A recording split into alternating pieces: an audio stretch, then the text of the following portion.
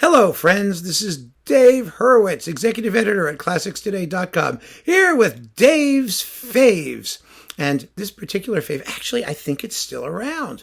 It's one of those discs that I was looking on Amazon and I saw that it was still there and it was still available. They had multiple copies and it looked like it wasn't coming from some strange place. And so I wanted to talk about it. It's Tangazo, whatever you call it, music of Latin America, with the New World Symphony and Michael Tilson Thomas. This is just a great record.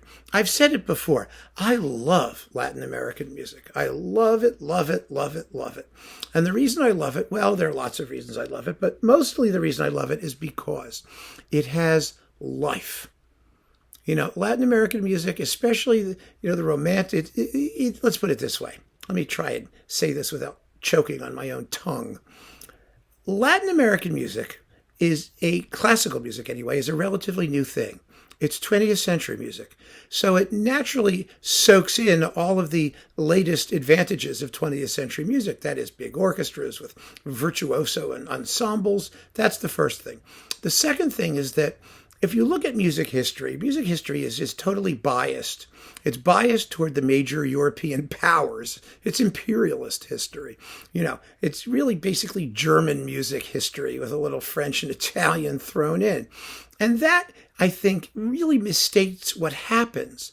Because what really happens in music history is that every country that develops what we consider to be the Western musical culture, the apparatus of performance, symphony orchestras, conservatories to train performers, and all of that. They have their own romantic nationalist awakening. Because the first thing composers are going to do in trying to create a native sound is borrow from folk music and, use what's around them, street music, popular music, and they're going to take those sources, that material, and pour it into classical forms or create new forms, as, for example, Villa-Lobos did with the choros or the Bachianas Brasileiras.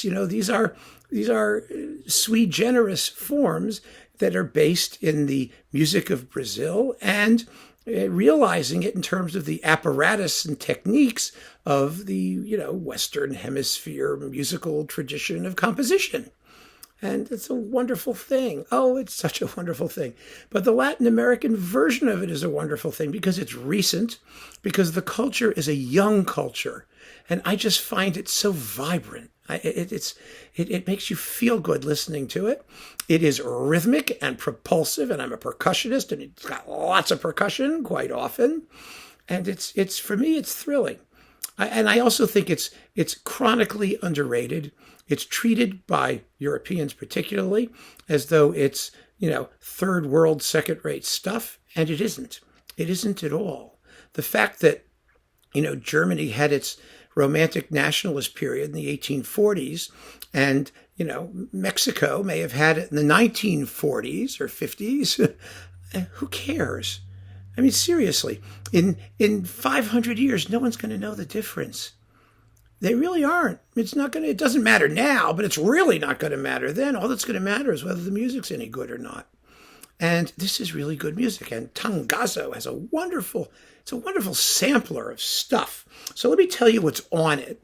And we'll just take it from there. And then you'll just go and listen to it and love every single minute. So you get Carlos Chávez, the Sinfonia India. Oh, that wonderful classic of Mexican folklore, symphonic stuff. Oh, it's great. And then Copland's Danzón Cubano, which is a little different from El Son Mexico. At least it's a Cuban dance, and it's a danzón, which is different from just a dance. It's a type of dance. It's beautiful.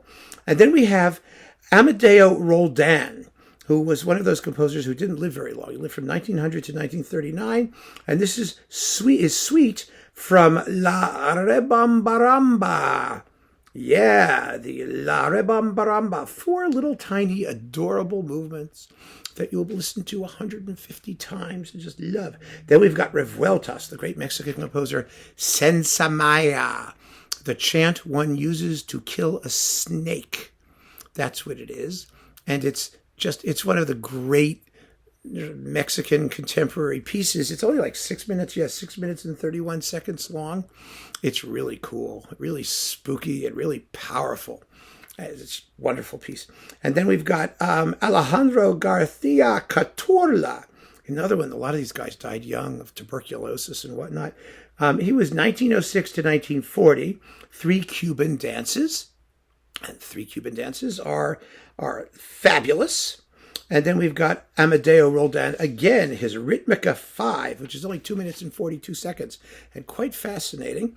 And Astor Piazzola, the great Piazzola, the Argentinian tango meister, who actually spent a good bit of his career in New York. But he was Argentinian through and through, and he developed the medium of the tango into high art. That's simple. And this is Tangazo, the title of the thing. It's a symphonic poem. It's 14 and a bit minutes long. It's a very, very serious piece of music, extended and brilliant and just marvelous. And finally, last but certainly not least, and for so much fun, we get Ginastera, the dances from Estancia, with that fabulous final molombo with the amazing, crazy, I'm going to put this away, amazing, crazy xylophone part. You know, da da da da da da da da da da da da da da da da da da, wow! Oh my God, it's marvelous. Absolutely marvelous. The sonics of this are fabulous. The playing is amazing. The conducting is fantastic. Get this. It belongs in every collection. I don't know where you alphabetize it. You can put it under T for Tangazo, or you can put it under, I usually keep it under Ginastera or Chávez or Piazzola. I think I may have 5 copies of it, one for each place I can put it. It's just that good. So keep on listening, friends. Thank you so much for joining me. Take care.